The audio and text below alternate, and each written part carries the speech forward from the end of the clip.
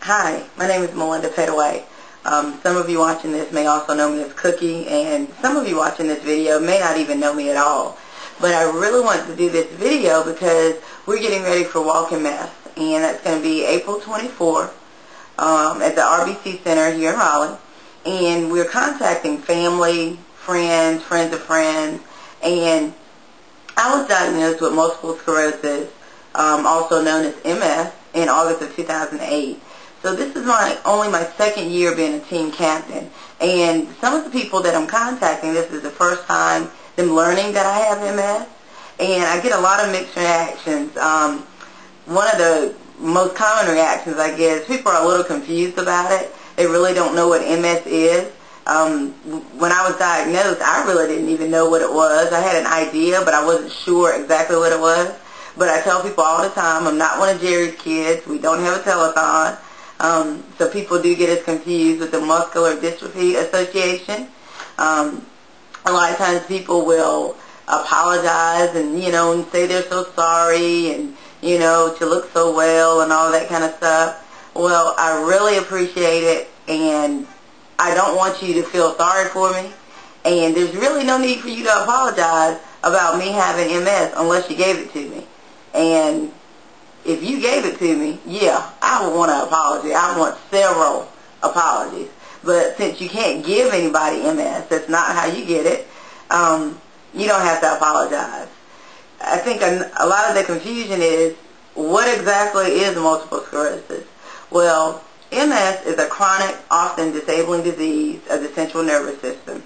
That's your brain, optic nerves, spinal cord. Three major things that if something goes wrong, then hey, there's a problem.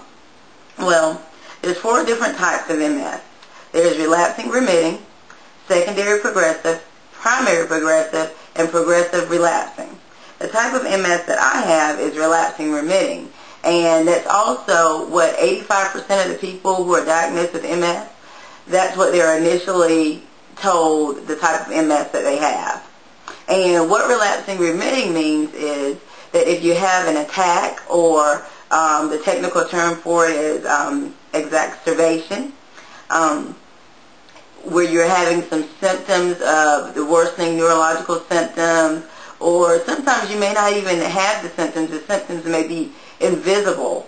You may not even know that you're having an attack, and your nerves can be actually degenerating at that time, different parts, different functions of your body, depends on what it is. But with relapsing remitting, those symptoms or those attacks go into recovery, or what they call remission, and therein lies the term relapsing remitting MS. I know you're probably still saying to yourself, what exactly does that mean? Well, having MS means that you may wake up one morning and not be able to walk, not have control of your legs.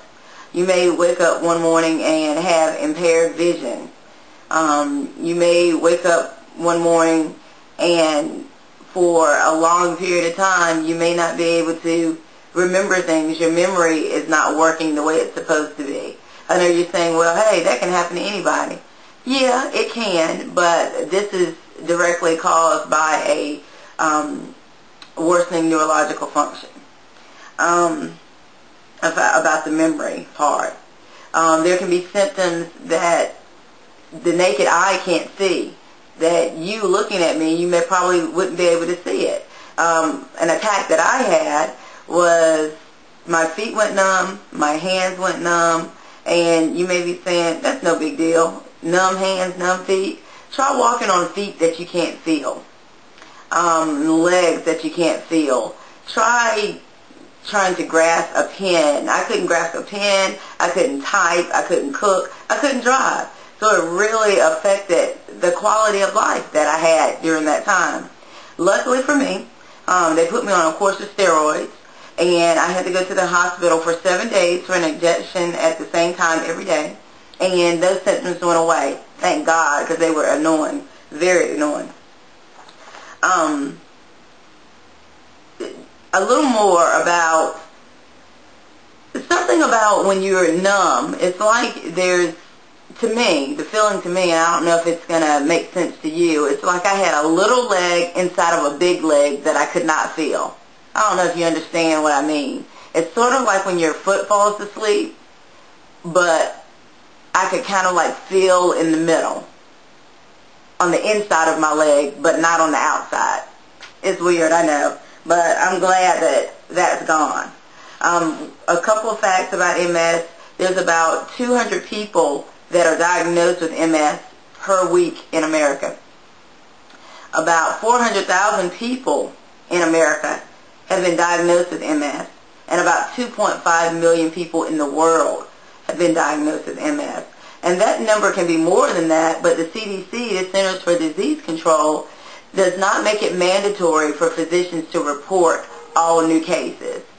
So it's very important that we continue to educate about MS, because right now the statistics show that there's one person every hour that's diagnosed with MS. So as you're listening to me and I'm talking to you, there's somebody being diagnosed with MS.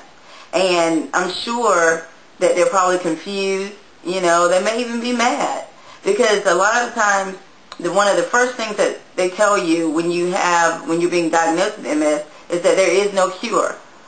And in my case, when I was diagnosed, I'm like, what in the hell do you mean there's no cure? Give me a pill for this so I can move on with my life. But that's not the way it is. But I'm glad that I have it now, because 20 years ago, there wasn't any medication for MS. And if you had it, you were pretty much at the mercy of the disease. But now they have disease-modifying therapy, and what they do is slow down the progression of the disease. There's two types. They're both injections, shots, as you call them. One is intramuscular, and which means exactly like it sounds. You take the shot into a muscle. And the other is subcutaneous, which goes into the fatty tissue, which is the kind that I'm on. Neither one are any fun. The medication that I'm on is called Betaseron, and my doctor basically told me, your prescription is Betaseron. You take it every other day for the rest of your life. Wow, wasn't really excited about that, but hey, it is what it is. If it keeps me moving, that's what I'll do. So that's why it's very important to support causes like Walk MS and similar ones that support the research to find a cure, and also to improve the medications that we have now for MS. Today, a majority of the people that have MS don't become severely disabled. About 2/3 of them can continue to walk, but they may need some type of assistance like cane, crutches, and some may need a scooter or a wheelchair because of fatigue, weakness, balance problems, or even to assist with conserving energy. So these things show me that there's hope. And with organizations like the National MS Society, I have hope that I won't be in a wheelchair one day. I have high hopes of that. So I really stand strong I have MS, but MS does not have me. So thank you so much for listening to what MS is like for me just a little bit. If you want more information about MS, go to www.nationalmssociety.org.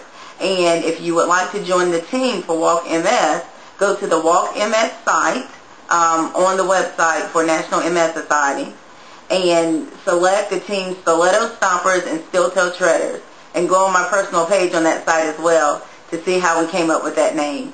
Thank you, and have a great day.